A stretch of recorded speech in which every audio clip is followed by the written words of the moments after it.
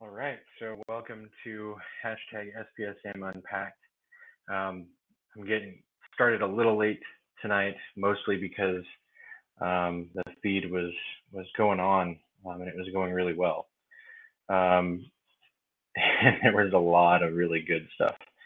Um, there was a secret feed, live feed, and I say secret mostly because we only found out about it like 10, 15 minutes in. Some of us did. Um, but there was a lot of really interesting talk about theory, philosophy going on in that one. There were some really great conversations with Janet Schnell about some very specific resources, and we're going to cover a few of those here in a couple of minutes. Um, and then there were some questions that I kind of thought about as we were going through a lot of these things. And I mean, the power of SPSM is so cool.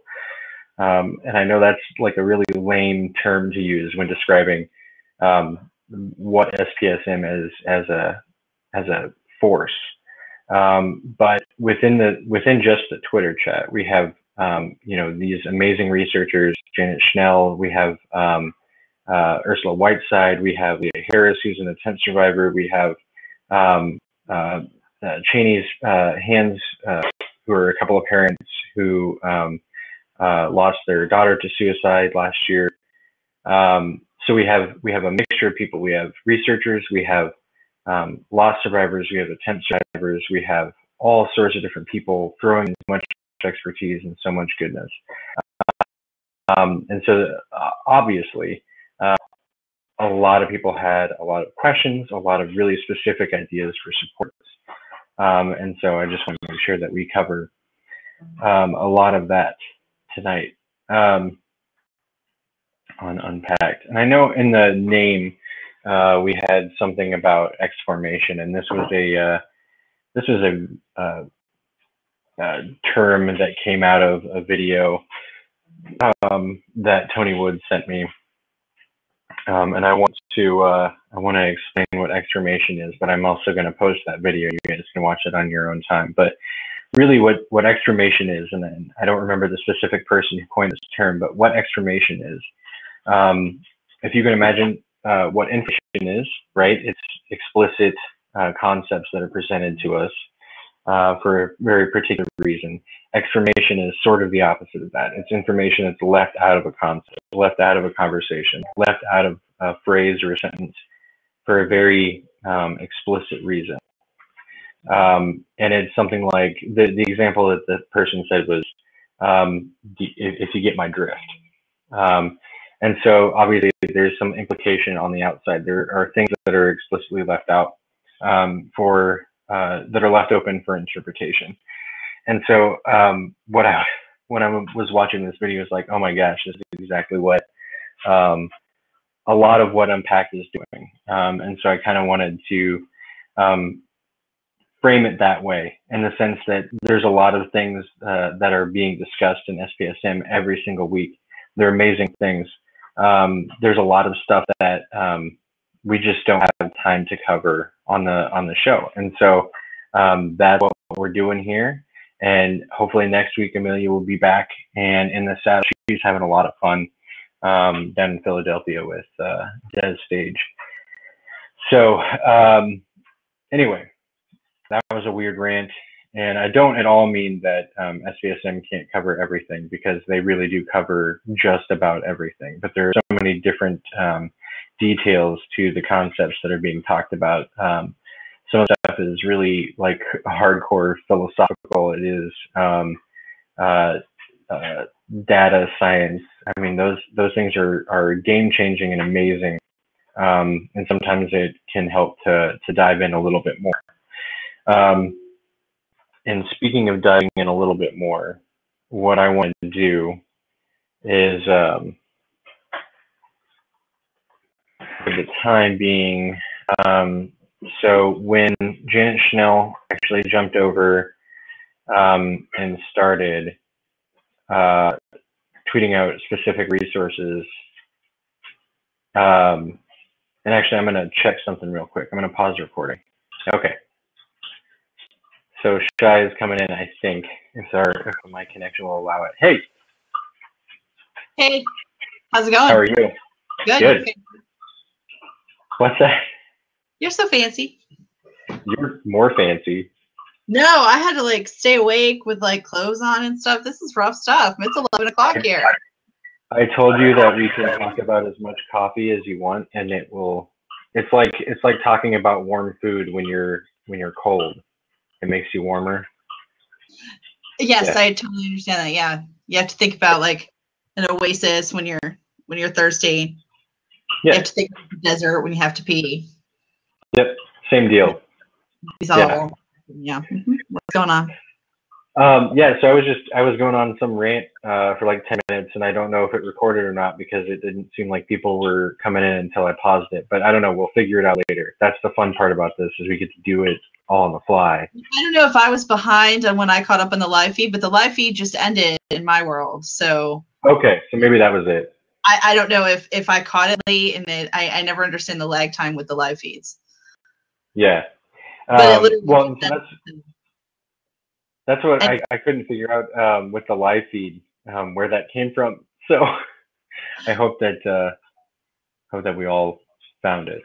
that was a little strange. Yeah, that was a little strange, but it's okay because it gives us a little bit more to talk about. It confused a little bit of the stream when people realized that there was a live feed going on. It helped me feel a lot better, to be honest with you, because I was watching some of the things that Bart was tweeting and they didn't Right. go with the conversation. So when someone told me there was a whole other conversation going on, that was good. But I can see why some folks were also tweeting in that they were, had that face. Yeah, there was some confusion going on, but it was fine. It was good. That's Good. Yeah, and what I was getting ready to say, I think before anybody joined on, was actually that Janet, like when she jumped on to the Twitch stream, it was just like a right, like just so many different resources, like one after another. And so I kind of wanted to talk about those, but I think I want to know what you thought about some of the questions, specifically about like leading up to a major event or whether it's an anniversary or whether it's a holiday like this. Like what are some things? We heard a few things on the feed, but I wanted to know like some things that you might think would be helpful for loss survivors in those times. And I also heard someone say that like every single day is difficult, which makes sense. But like, certain major events or holidays can be specifically. What I thought was especially striking for feed was how many people talked about the anticipation of the anniversary of the holiday of whatever it is that's coming up. We're talking specifically today about Mother's Day, but thinking about that anticipation and worrying about how much it's going to hurt, and how many of the folks who participated in the feed said that that was almost worse than the actual day, and that the actual day itself wasn't so bad, which I thought was very interesting because that anticipation and that fearfulness of what kind of day it's going to be, how sad you might be feeling, or whatever complicated series of feelings you're going to have. I thought that was very telling in thinking about the anticipation. So remembering to prepare and put some preparatory activities in, not just for the day, but to prepare, in the weeks and months coming about how you're going to handle some of that stress, making sure that you have people to talk to, maybe the support of peers also came out so much on the Twitter feed, not just talking to people, strangers or counselors or other people, but really talking to people who have been there was such stressed. I'm pointing at my other monitor. It's over here where the Twitter feed is. So you wonder what I'm doing. But on that Twitter feed, they were talking so much about that power of peer support that I thought was really important to remember. The other thing that I loved that someone mentioned was the idea that you have to just do or don't do whatever's right for you. So thinking about what's going to help get you through. Some great suggestions came out about planning your day, keeping yourself busy, staying in contact with resources, the different support groups online that were available. Chris, did you catch some of the different support groups? You seem to have a better handle on it than I did. Go through those if you did. There weren't. I mean, like, there's not a whole lot of like big support groups. The one that I'm really familiar with is the one that's run by Jen Cagle Hoffman in Missouri, and I think Rick Strait actually helps out with it too. but it is on Facebook, and it's called Solos, like survivors of loved ones to suicide. And you can, let me just link it because I have that power. I have that technology. I don't understand Blab yet, so you gotta like school me. So if you know a link, or if you know something that you want to link, go down to the chat box and just type it in, or copy and paste it. Here on the side, aren't we fancy? Yeah. So yeah, the Solos group is probably the one that I would definitely suggest checking out as a Facebook group, and it's a lot of those. So towards the end of that conversation, there's a lot of talk about like supportive memes and messaging, and they do a lot of those types of things. Have a lot of really cool pictures, a lot of poetry, a lot of amazing words. That's Hi, everybody. Now she's on the internet. She makes frequent appearances in work meetings. Yeah, sorry. That's okay. I switched over to a different screen and came back, and there was a cat. So, but yeah, so that was one of them. And I was kind of going through some of the other ones that Janet was posting, and really it was absolutely astounding. So she posted a directory of survivors of suicide loss groups, and I can post in here. And there typically are, I mean, obviously depending on how like rural you are, how close you are to an urban area, it may be more difficult to find a group. But there are groups a lot of different places. I know here in Kansas, they can be pretty spread out. Some of them on the western end of on the state are kind of difficult to find and to like locate. I don't know how it is in places like New York. Are you familiar with any of the like in-person support groups? There's a few. I mean, when I lived in way upstate New York, up by Canada, there was very little in-person support groups that were very specific. There were bereavement support groups that loss survivors, suicide loss survivors would end up going to and attending, but there weren't separate groups, and that was always difficult to connect people. They might have to drive a couple of hours to get to a group, and sometimes they would do that. Here in the Rochester area, there are two groups that I'm aware of that are operating.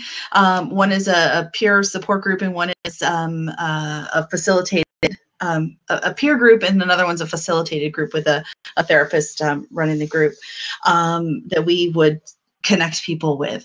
I am glancing off to the side because I wanted to look up a couple of other resources that had just occurred to me, so I apologize for that. But being able to connect with peers, I think, is super important, and that's where people who I have spoken with have gotten, they felt that folks like us who may or may not be peers, people who work in the hotline community or people who work in the clinical community have been great supports. So, but I've also heard that they couldn't have gotten through the experience of being a loss survivor without connecting with other people who have been there, and talking to that experience. That lived experience means so much, those connections.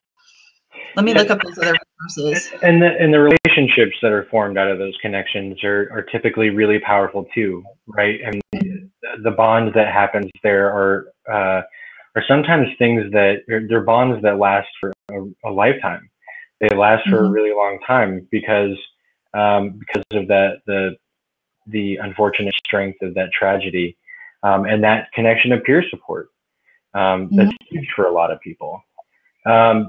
But yeah, so I mean, I guess going back to the original question of what people can do to lead up, or while the lead up to a major event or a holiday is happening, is the stuff that you do every day.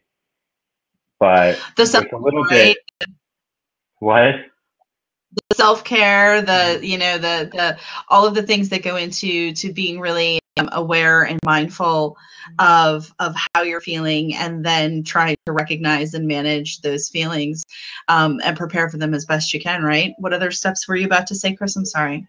No, that somebody had mentioned on the Twitter feed that like even just simple distractions, and these and the simple distractions that this person was mentioning even included things that would be seen as like everyday self-care. You know, like going to the library, reading a book, finding a movie they've been putting off, those types of things. So it's the self-care that are typically routine, but maybe you really need that certain thing on that day. Yeah. But what about, I like that. Who was it that was talking about those, Crystal? Didn't she also talk about writing, which I thought was really powerful, to be able to write about your feelings, or write about your experiences, or write about your hopes, your wishes, or whatever it is that is on your mind on any particular day. So being able to do some writing can be really helpful to process feelings and process, that anticipation, sort of get that out of your body and onto paper. That can be really helpful. I found my resource sheet too, if you want to hear some more resources. Yeah. All right, cool. So I just looked up. Is it on like online? I can copy and paste some stuff. So here's some stuff I found a couple of months ago when I was doing some research on survivors of suicide loss. And I looked into all of these things. So one of them is, let's see how it goes into the message box. One of the things that I thought was is that yucky? Let's see how it looks. So the Compassionate Friends have an online survivors of suicide group. So that's a moderated weekly live chat that they do. And you can find that there. They have a closed Facebook group as well. So let me copy and paste that. I got all the resources up in here now. So once I got my document. In a closed Facebook group, you have to like ask to be invited, or not invited, but you have to be asked to like be accepted or whatever. Yes, you have to ask to join. So that way there's a little bit more privacy, a little bit more safety involved. People you can't get trolled as easily. So I like the idea that it's a closed group, and that's another one that's sponsored by Compassionate Friends, which I thought was a good one. Also, did somebody already post the AFSP search? Not yet. I posted the AAS one, but not the AFSP one. All right. I don't know how different they'll be. This is the AFSP search. Oh, so the things that you're posting aren't linking; they're just the names. Do you have the links for those? Not going. Oh, Stacy, I'm sorry. Let me try again. Let me get just the link part. So this is the survivor group. So the other thing that was really interesting. Smiley faces. Why is it making smiley faces, Chris? I don't understand Blab. Okay, so pull up the link in a browser. Pull up the link in a browser, and then copy that link from the browser window, and then paste it into the chat. I'm very distressed about Blab right now. Why is that so hard? You just have to have like an actual address link. You can't have like a hyperlink.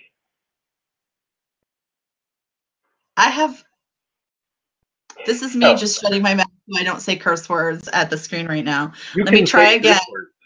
We're on the internet. You don't have to, I mean, it's not, I don't have a live bleeping button, which would be kind of fun.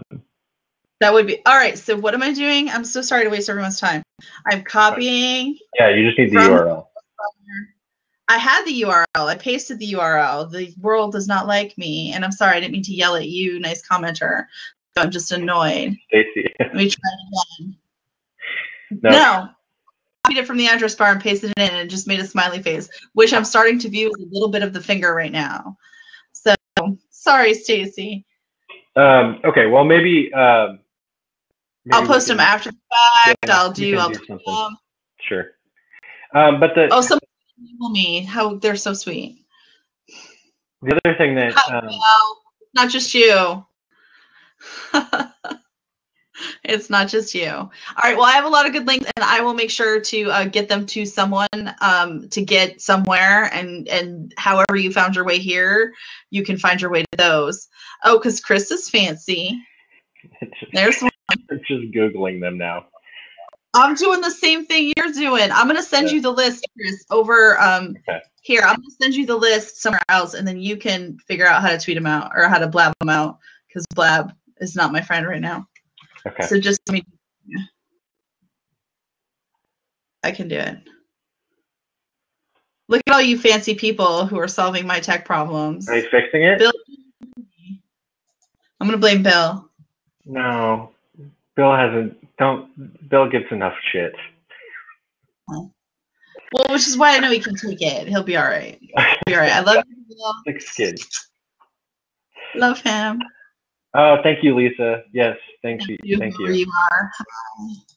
All right, let me get more. I had more resources. Carry on talking. Okay, so back to when we were talking about the anticipation, right? And how much sometimes we can build that up, and it becomes it becomes almost more painful than the other things that we're thinking about, or the other things that are possibly going on, right? That anticipation builds up to the point where, oh, then the day happens, and what did we hear a lot tonight is that the day itself was actually not that bad. Yeah. What is that? Why does that happen? Well, I mean, I don't know. I don't. For each person, And that's not I for imagine, everybody, right? right. That's not for everybody. Who said that the day was difficult for them? But I don't know. I tend to process in the same way. Anticipatory feeling. I tend to process difficult stuff in that way too. I will get myself very nervous in anticipation of some event that has a negative connotation for me, that has that something that I'm afraid of, or something that I'm afraid is going to hurt or challenge me or make me feel icky in some way. I will anticipate that with terror and gnashing of teeth and just all kinds of difficult feelings will wash across me as I'm anticipating something that I know will be difficult. And then as I get there, it might still be hard, but it's probably not as hard as I've imagined it to be, because I've done all this preparatory nervousness and anxiety. So I'm wondering if that's what some of our Twitter participants felt as they were preparing and thinking about how a day like Mother's Day might affect them. I think about it too. I thought a lot as I prepared for how opposite I am with wanting to celebrate the day and post pictures of my mom. She's still with me. She makes me crazy, but I love her so much, and wanting to post and share pictures of her. I thought about that as I posted and shared pictures of myself and my daughter and all of our celebrations on the day. I thought very mindfully about how much I wanted to celebrate and share that on social media, but very mindfully of the folks who were hurting, who had lost loved ones to suicide, who had lost mothers or mothers who had lost children. So thought about the people who have very difficult and estranged relationships due to, all different kinds of circumstances, and am sensitive about it, and yet still couldn't stop posting all of the pictures that I wanted to post, and try to balance between recognizing, respecting that my experience isn't the same as other people's experience, and wanting to hear the stories of other people's experiences and honor what the day is like for them too, because everybody's day is different, and how they celebrate, how they honor that, how that feels good or bad to them at any particular time. Just trying to honor and hear about that, and sort of welcome that into my space. So if you don't have another place to share that, I want to hear that in my space and be there for you. That's all I can do. Well, and I mean, what you did though, I mean, even the one post that you had was so selfless in the sense that you did open it up for people to say thank you for even being there for even paying attention, and for even being mindful. I mean, like, the power in even just that thought is really huge. A lot of people, I mean, it kind of goes back to this idea of why we post stuff on social media anyway, right? So social media can be a very valuable tool when it comes to support and providing links and promoting really cool services and things like that. But yeah, like, when it comes to how much do I need to be posting of my kid on this day? How much do I need to be doing? But even the sense that you actually, like, thought about that, right, is huge. Yeah. And I know that you're not the only one that's that compassionate and caring about other people. So if a lot of people kind of had that same general respect for days like this. Somebody made a comment on the Twitter feed earlier about the conversations that we have about fireworks on 4th of July in regard to veterans of PTSD, right?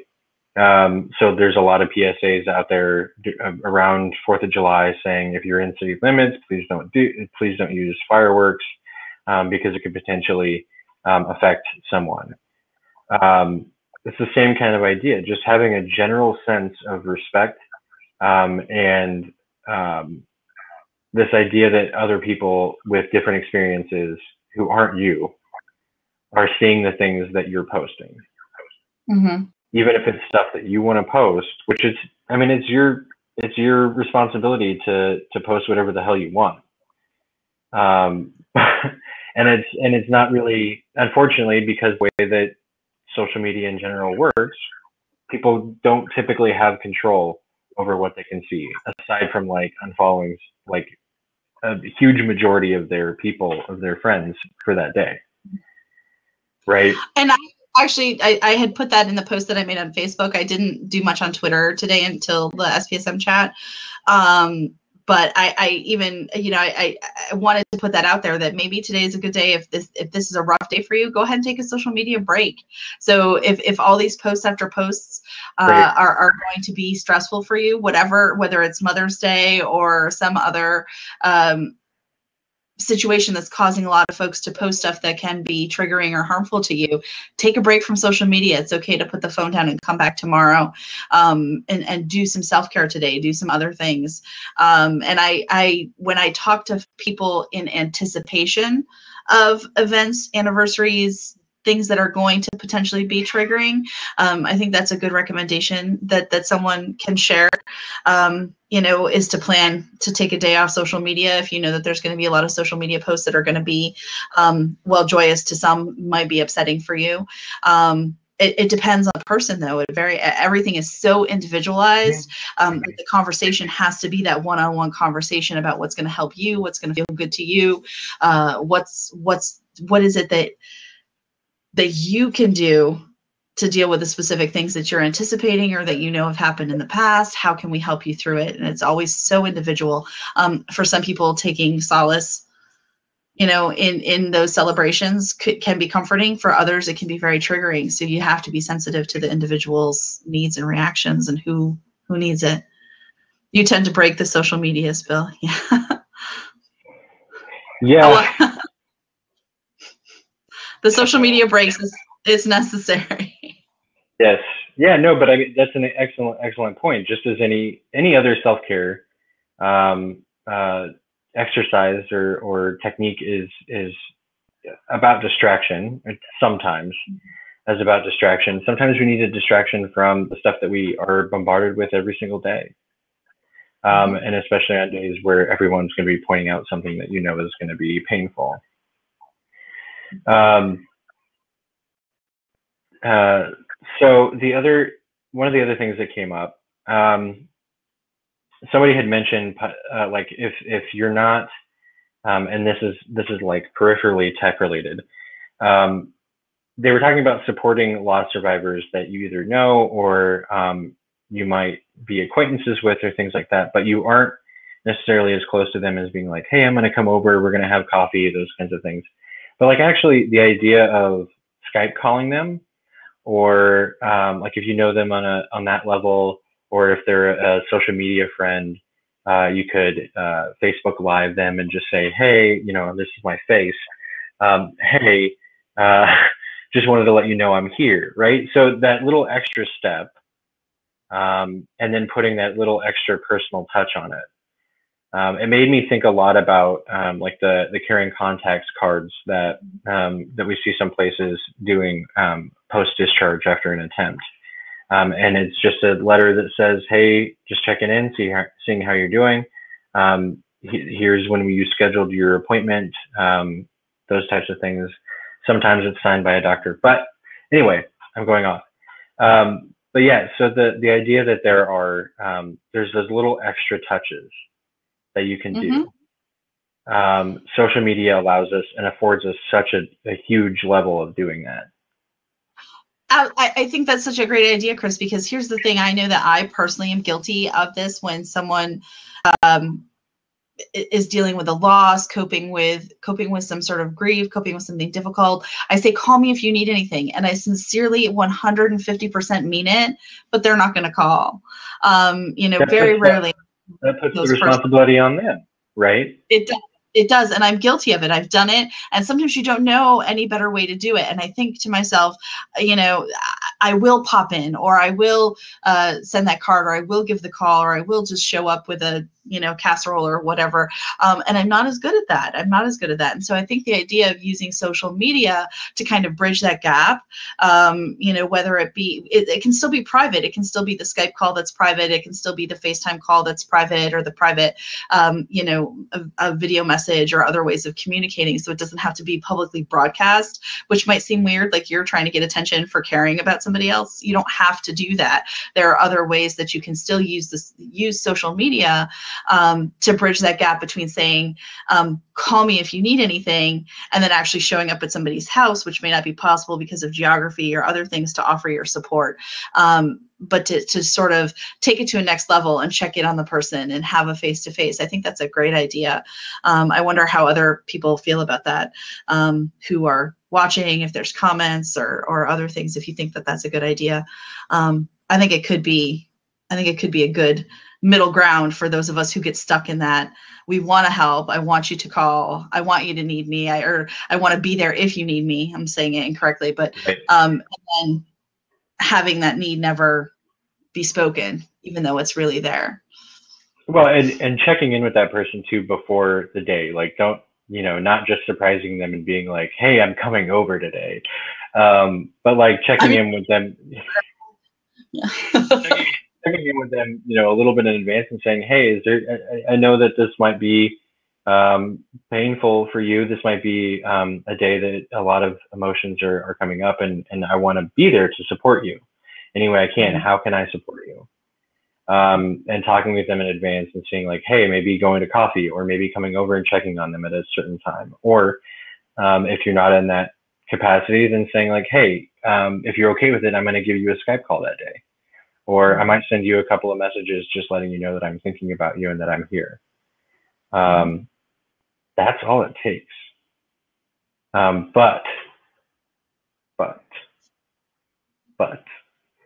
like you said, we say that stuff all the time, and it may be more difficult to actually do it, right? Mm-hmm. Mm-hmm. So just do it. It's so busy, and it's so in the way sometimes of being a good friend. I mean, I think that it takes a lot of mindfulness to pay attention to time and not letting it slip away from you in doing some of those things that you mean to do, either to support yourself for self-care, or to support others who might be needing it. And that is a constant daily challenge in my life, and probably in yours as well, as we go about busy workday, minding little rugrats and doing other things that are going on. It is so easy to get swept away in having good intentions, but yet not following through on how to support some of the people that you love. And it's also hard for a lot of us who do nonprofit work and who do work that's all about supporting other people, to make that space and make that good divide in our lives for supporting the people in our personal lives who need it, not just in our work lives, and then how to make sure that there's personal time for ourselves to support our own needs and that own recharging of your battery. I'm an extroverted introvert, or an introverted extrovert. I forget which way you want to call it. So, but I'm that kind of person who definitely needs a lot of like pajama, not talking to other humans time to like be able to be social and to be active. And finding that balance that's a tough one. And I know that I haven't always been there for folks that needed me the way that I wanted to be there.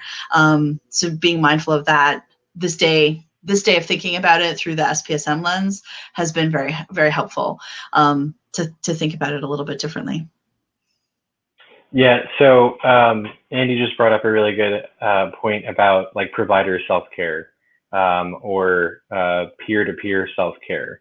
And your point about like recharging, that's huge, right? Like that you have to recharge, and especially in the fields that we're in, whether it's suicide prevention, mental health, behavioral health in a larger spectrum or a larger overarching theme, self-care is incredibly important for anyone who's involved with support, anyone who is a provider, anyone who is a group, someone who runs a group facilitator, whether it's someone who's on a hotline.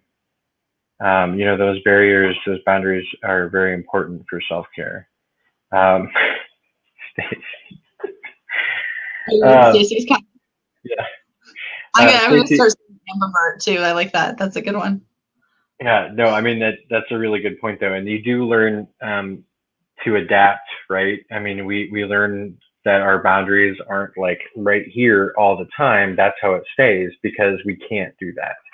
If that's how it happens, if that is the end all stance that we take, there's always going to be one right here that you're a situation that you're going to want to take care of. And it's, you know what I mean? No, I'm just visual. Or yeah, sorry, I need to set up a diagram next time. But there's always going to be that one extra person that you want to help. And so kind of learning that it's a waxing and waning, it's a pulling and giving kind of thing. That's incredibly important when it comes to supporting someone. And I'm loving Stacey's comment too about Blab, like, because she can choose to be at home. You can be in jammies. I'm assuming, I'm guessing you'd love to be in jammies. I stayed dressed because of Chris wanting to be on camera. So, but because it's like 11:41 here in East Coast time, very sleepy. But at any rate, you can choose to be social. I'll get you later. You can choose to be social on occasion, and you can also choose the level of social that you want to be. You can be a chat, or you can be over here in the live chat.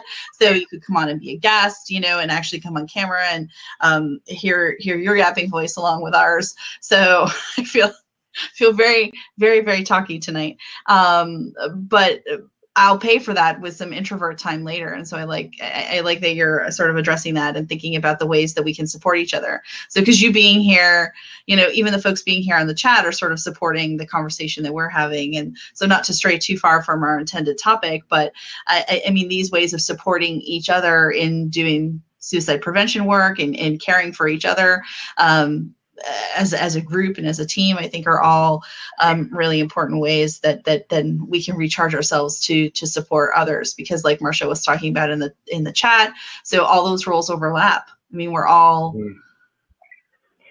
touched in different ways. We all have these different connections. Yeah. So we hear this all the time, right? Everybody plays a role. Everybody plays a part in suicide prevention. Lots. But it's true. And we all have our own separate things going on. And so where we can really make an effort is trying to figure out where those roles overlap and how we can support each other. And social media makes it so much easier to have those overlap in a very, at your pace kind of way, like I can interact with people when I want to, when I need support, and leave it at that. But you can still provide support in this very similar fashion. I can provide support right now through social media this way, given my particular role at any given time. So it's a pick and choose kind of deal, and that's why I think social media is so powerful in this realm, in suicide prevention. I think that social media also gives us, in my estimation, having watched the field develop, I think that social media has also given folks a safer place to be all of those roles at once, whatever their role is, to wear all your hats at once instead of taking them on and off. We have them all sort of present at the same time in a weird, sort of Google Hangouts stack, that sort of appears. It's safe. Social media seems a slightly safer space than had been in the past to be both a mental health care worker of some kind or a clinician, so as well as a survivor of loss, as well as somebody who's dealt with their own anxiety or depression or your own thoughts of suicide. It's a sort of safer space to sort of come out and talk about the many aspects and how we're all sort of multifaceted, people who have dealt with so many of these different issues all at the same time. So I think that that's one of my favorite aspects of social media when it comes to dealing with loss, when it comes to dealing with some of these other situations. It's safer to be that whole person as opposed to just only presenting your grown-up professional side in the workspace. Social media gives you a little bit of room to let your hair down and be all of the things that you are, and talk about them and still not diminish yourself as a professional. I think that's what Stacy is saying about, providing a safe space for people to come into. And we enticed her on it there. And another point that I kind of want to add to what you were just saying is, and kind of I think what Stacy might be saying too, is that when you do this kind of thing, like when we're in our pajamas, we're very comfortable. We're very comfortable internally, and we know that we're coming into this situation where everybody's talking about the same thing. We're all on the same page already. You start off that way. There's no hill to climb. The conversation's already where you are. So what's up, Stacy? Bring it, Stacy. Hi. Well, and what you just said, that just like brought it home to me of, as a social worker, my training says start where the client is and talk about a way to start where the client is. Mm-hmm. Start where, right? Literally start where they're at, wherever they're comfortable at, whether they're comfortable in the chat hanging out or whether they're comfortable because they have, a whole video set up or whatever. But apparently my camera's not where I want it. But you look great. You look great. Thank you. With your microphone and your whole deal, very fancy. Oh yeah. That's from being a long-time blabber. But that's what you have your green screen set up for the mini-cam stuff. So yeah, I have it's all on there. So we've got. Oh, there we go. Yeah. If you want me to get fancy, get fancy.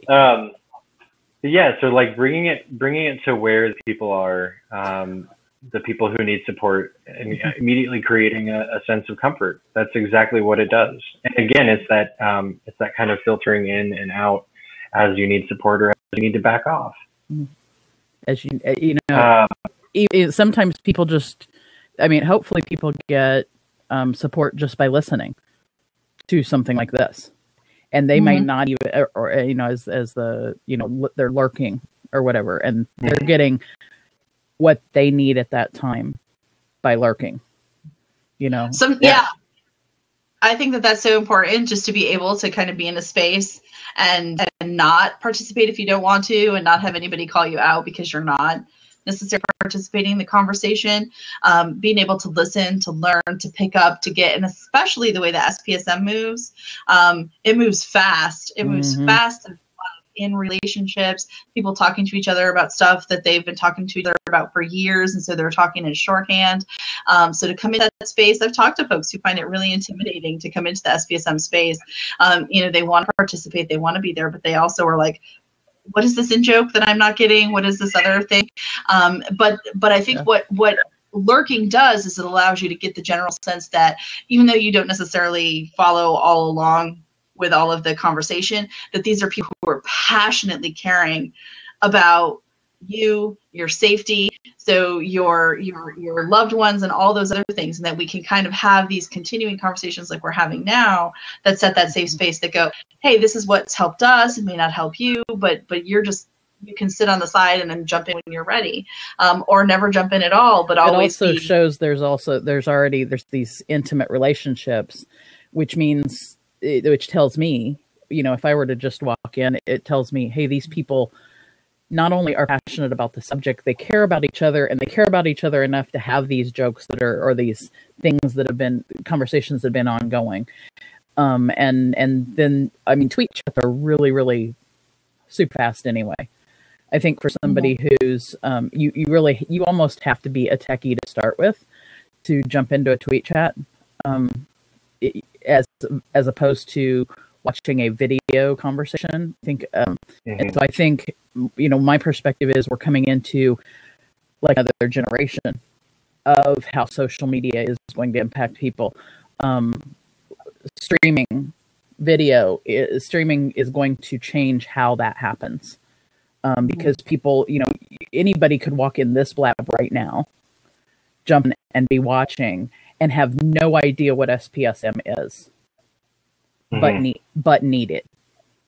And the same thing happens with the Twitter chats, right? Like they see one of their friends, or they see something, pop up on their feed, and they're like, "What is this SPSM thing?" They start following the hashtag, and they start seeing all these people talking, say tonight, about surviving a suicide, or being a loss survivor, and then the magic happens when somebody who's lurking, who doesn't say anything, who doesn't feel compelled to say anything, hears someone else say exactly what they were thinking.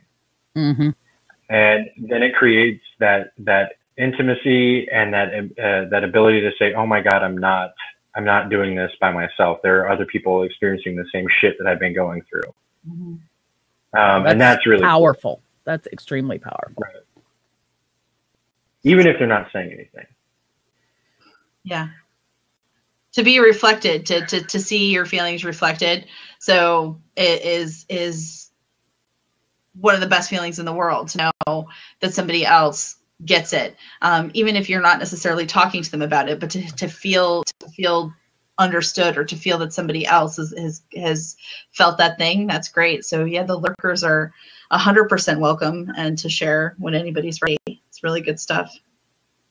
It's also interesting to see some of the, you hear absolutely nothing from someone. You don't know how long they've been on the chat or following the hashtag. And then one thing, one piece of a conversation will engage them positively or negatively. Yes. And then some serious passionate stuff happens. And this happened a few weeks back, with someone, and there was just an immense amount of passion from both people who were familiar with the SPSM chat, and then for people who are relatively new.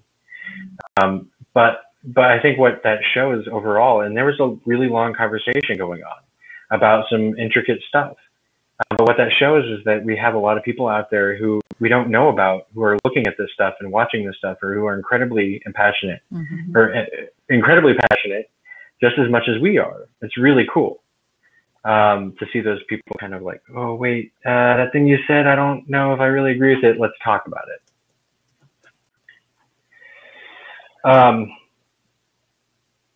The last thing I want to bring up, because we got about 8 minutes, because we started a little late. I think that's true of taking part in a listserv versus and passive. Mm-hmm. Did I just freeze up? I think Stacy, you're fine. We can see and hear you. But what I was going to say is that we've got about 8 minutes, and I know Shai wants to go to bed, so I want to bring up one last topic. Hey, best. Yeah. And it was something that was brought up towards the end of the video feed, and I think this was something that April said. But the loss survivor advocacy and how important that is when it comes to getting things done, whether it's legislatively, whether it's things at schools, like trainings or awareness events or whatever, whether it's stuff at coalitions or other organizations. Loss survivor advocacy is massive. It's powerful. We see that passion. We see their pain, and we want to be able to solve the things that are going on for them. We don't want them to feel hopeless, and we don't want to feel helpless ourselves as the supporting organization. So there's this really interesting mix. I think Stacy had to leave. There's this really interesting dynamic, right? But there's power in being a loss survivor advocate. Nothing would get done without that. For sure. The voices of these mothers and fathers and brothers and sisters are what drives us forward. What keeps people, as well as the voices of attempt survivors that are starting to be heard more and more, are what drives us forward. April or someone tweeted about the idea that maybe it was Andy, about what's getting done, with just clinicians and researchers, and that moves the needle just a little bit. So, but when survivors speak and share their stories and help put that face to the losses that we've experienced and that we want to stop from happening again, that moves the research dollars forward farther, not far enough. So, but nothing would get done without those voices. And so they're so grateful to people who choose to speak out and share their experiences, and teach us, and let us learn, from those stories, from the pain that they've experienced, and from the hope of how they have learned to push forward. So those stories of hope are so important in moving us forward as a field, both in terms of research, in terms of clinical practice, in terms of prevention efforts and all the upstream things that we want to do. If we don't know those, if we don't include those voices at the table, we don't get, it's like we're trying to push this huge boulder. So, we need those voices at the table so that it's a cooperative effort. So I'm so glad that people talked about that and shared how important that is. Yeah, I mean, we don't know, people who haven't experienced what a loss survivor has experienced don't understand, and they don't know what, necessarily outside of a research or academic way, we can't know what will help. And these are the people that have been there and experienced things that can really make a difference. Like here, the Jason Flatt Act just passed both the Senate and the House, and that was largely pushed by a few different parents. But like those parents actually showed up to the hearings. They had powerful stories, heartfelt, tear-filled stories that I think made a massive impact on the people in the room, and really kind of drove, I think, with every vote that we had here, it was unanimous for the passage of the bill. And without those voices, if it was just an academic up there, or if it was just a researcher up there saying, these are the statistics, you think we'd have the same reaction? Is that how they talk? That's how academics talk. These are the statistics. Did you record? Seriously, that's gonna be out there forever now, Damn academics. No, seriously, that part of it, academia and the research part, is incredibly important and valuable. I'm not at all demeaning that for people who are in those fields. They can tell, but it's still not the same as hearing from someone who has survived this kind of loss, survived an attempt, survived the loss of a loved one. To talk about what that experience has meant to them had to be integral to getting movement with that. Mm-hmm. Now think about the Clay Hunt bill that got passed last year. For military, the VA bill. Did you hear about that? I'm sure that I did, but it's almost midnight, so all the deets are. I'm not going to sound smart about it, so I'm not going to talk about it. I'm just going to listen and nod. Fair. Okay, so it was a bill passed at the federal level to push more money towards the VA for suicide prevention, and that's about as simple as that gets. I mean, there are a lot of other pieces to it, but it was, again, largely pushed by the parents of Clay Hunt, a veteran who had died by suicide. Yes, and again, I mean, this is something that, like, I mean, it went very, very high up in the federal government, their contacts and the people that they spoke to, and the support that they received. And so without their voices, we wouldn't have had that, but no, I just wanted to pinpoint or highlight, I guess, the importance of loss survivors as advocates as well. Yeah, I mean, there's a level of self-care within that too, right? There's a level of recovery and advocacy as well, because I mean, I hear this a lot. I'm sure a lot of other people hear it. I don't want this, this concept of, I don't want what happened to me or what happened to my son or daughter or whoever. I don't want those things to happen to other people. And so they work and they work tirelessly and passionately to create systems change or get training in schools or things like that make a difference, because they truly don't want what happened to their loved one to happen to someone else. It's huge and it's powerful, and that stuff wouldn't be happening. Yeah, you were trying to turn your pain into purpose. Thinking about that, a lot of folks who have been affected are going to think about how can I turn this into purpose? How can I help prevent this from happening to someone else? How can I share what I know? And so that's maybe a good place to end. I know that April and Bart sort of ended talking about this as well, but talking about sharing social media data and going to Our Data Helps. So is another way that anybody can help contribute to research very easily. So there's not a lot of easy ways to be involved as a layperson in research, or as just a person who's out there in the world. There's not a lot of easy ways to be involved in research, and this is an easy way that you could contribute to the greater good. Tell them how to do it, Chris. Okay, so all you have to do is go to outdatahelps.org. You create an account, a really quick deal. And you basically log in to your social media. They have Facebook and Twitter. I have my Fitbit signed up, which is really cool. I have no idea what kind of data they get from that, but it all goes towards helping to prevent suicide. They collect that data, they analyze it, and they try to look at it and see if there are things that can help us potentially recognize things that are going on, whether it's warning signs, whether it's like risk factors, things that are going on before someone gets to the point where they're thinking about killing themselves.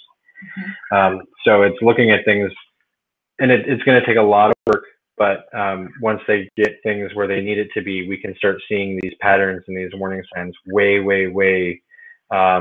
before someone even starts having thoughts.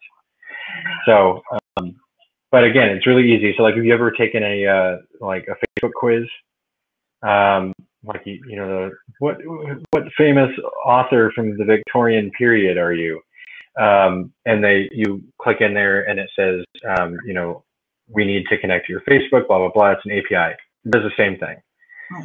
But with this one, all of your data is kept confidential. It's not used for anything outside of this purpose. So, and seriously, to give it some thought, to think about the idea that you're giving that to the Victorian quiz people. So why, if you're worried about your data security, you've already given it to the Victorian quiz people. So, or the, what is my favorite puppy personality quiz people. So you've probably already given your data to those people. Why not give your data to the people who are out there trying to prevent suicide? And these are good, real people. These are real people that we know, not weird, shady individuals. These are people that Chris and I know well. And so give it that a shot. That's not the only, that's not the only way to contribute to advocacy. Chris obviously talked about another bunch of ways in getting involved and organizations that you can be involved with. But thought we'd give, that's a real simple, click a couple buttons way to know that you're doing good in the world to help prevent suicide. So keep talking on Twitter, keep talking on Facebook, keep sharing on this. Get that out there. Stacey has an issue with one of the questions regarding race on the outdatahelps.org survey. Stacey, tweet at Tony Wood. For real. I think because honestly, a lot of this is kind of like they're open to feedback. They want to hear from people who use this service. We want this to be as easy and painless as possible for everybody. So feel free to poke him and let him know that that's an issue. Yeah, like that. Anyway, that's our time. Huh? I said it's definitely time for me to go to bed. I'm poking the screen. I know, right? Okay. Well, thanks to everybody for joining in. Thank you, Shai, so much for jumping on and having fun with us tonight. And thanks, Stacey, for joining for a little bit. It was really good to hear from you again. It's time to close down Unpacked for the evening. So I hope everybody has a good night. You can continue tweeting at us with the hashtag SPSM Unpacked, all one word, and we'll keep the conversation going through next week. All right, everybody, have a good night.